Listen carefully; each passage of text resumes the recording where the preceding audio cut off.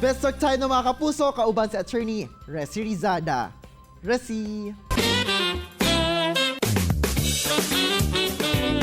Thanks, Argel! Good morning mga kapuso ug welcome to Best Talk. Kalubuntaga atong makauban si kapuso artist Ralph Noriega. Maayong buntag Ralph and welcome dito sa At Home with GMA Regional TV. How are you doing? Hi, mayong buntag po, Miss Resi. Okay naman po ngayon. Sa totoo lang po, pinagandaan ko po talaga itong interview na to. Aba? Hello po. Ay, huwag ka mahiya sa amin na kumustahan muna tayo ngayon, Ralph. How was your typical day like for the past few months ngayon naka-quarantine tayo? Ngayon, Miss, nakaka-adjust na ako kasi ilang buwan na din naman tayong naka-quarantine. Pero nung umpisa kasi, talagang yung pagiging board ko talagang tumaas ng todo. Kahit mahirap mag-start up ng business, you've started and launched your own business. Tell us more about it. Ay, oo nga pala. So, basically, nagbebenta kami ng cakes. Nagsimula kami sa chocolate moist cake. Kung pwede ko nga lang ipadala sa Ay, Davao, gagawin ko. nako. Tatanggapin po namin yan.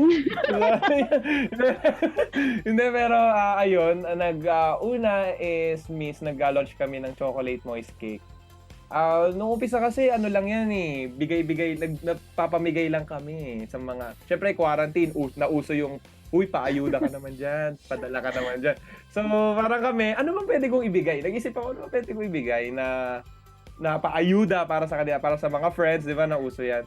So, nag-isip ako, cake na lang kasi may oven naman kami dito sa bahay na maliit. Maliit lang yung oven namin dati. And, nagtry ako mag-mix ng cake. Nag-aral ako. Sa YouTube ko lang siya inaral. Siguro ano yung mga tips mo kaya sa ating mga kapuso, lalo na rin dito sa Mindanao on how to start up their own business? I'm sure you've also encountered yung mga struggle and mga challenges in going about it. Ano ba mga advice mo naman para sa kanila? Sa akin, wag lang kayong wag kayong matatakot na magnegosyo. Kasi ano yan eh, parang sugal lang negosyo eh. Hindi mo alam kung matatalo ka at hindi mo alam kung mananalo ka. Pero kung kung magdo-double time ka at e-effortan mo talaga to ng sobra, tingin mo ba matatalo ka? So, ang ano talaga, ang pinaka-secret talaga, di na to secret kasi sasabihin ko na. Ang pinaka-secret talaga dyan is yung sipag. Yung sipag at huwag kang magmamadali.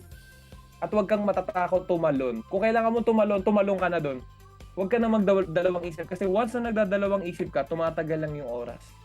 At yung oras na yun yung kailangan mo para magsimula. Huwag kang matatakot magnegosyo. So, ayun lang. Yun, what can we look forward to sa character mo naman dito sa Anak ni Waray versus Anak ni Biday?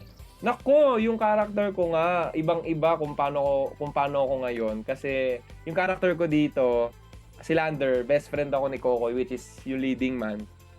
Si Migo Adeser. Ako kasi yung niya yung tipong parang minsan konsensya niya. Kasi si Kokoy, may mga ginagawa siyang minsan na hindi na tama, na hindi na dapat ginagawa. And ako yung nagsasabi sa kanya na, hoy, teka, hindi na tama yan. So ako yung character na yon. Ako yung best friend niya na parang kapatid niya. So yun. Sa totoong buhay, ganun ka rin ba na klaseng kaibigan, Ralph?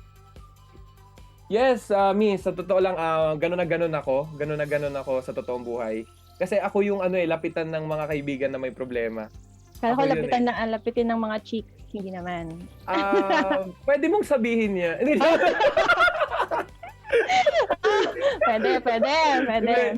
Di naman, pero hindi ko na minsan iniintindi yung mga ganun, yung mga chicks. Kasi kusa namang lalapit yan. I mean, ako naman, hindi naman ako suplado and hindi naman ako para hindi sila pansinin. So, meron naman, hindi ko naman sinasabi wala, pero humble lang. Gusto namin ikaw makausap pa for the rest of the morning, but eto muna, Ralph, please invite lahat ng ating mga kapuso all over Mindanao na panoorin. Of course, si Lander at abangan pa ang mga episodes ng Anak ni Waray versus Anak ni Biday. Ayun, mga kapuso natin dyan sa Mindanao, iniimbitahan ko po kayong manood ng Anak ni Waray at Anak ni Biday. Magbabalik na po kami at marami pa po kayong aabangan na eksenang mabibigat at ito po ay pinaghirapan namin para sa inyo. At sana po ay ma-follow nyo ako sa aking Instagram at Twitter account, Ralph Noriega. So maraming salamat po mga kapuso natin dyan sa Mindanao. And Miss Resi, maraming salamat po for having me here. And sana po hindi pa to ang huli. Sana magkita pa tayo soon. Yes, we'll look forward na makabisita ka ulit dito sa Mindanao and of course dito sa At Home with GMA Regional TV. Dagan kayong salamat! Thank you po! And that was Kapusong Ralph Noriega. Tutok lang mga kapuso, kayo mabalik pa ang At Home with GMA Regional TV. Kini ang At Home with GMA Regional TV.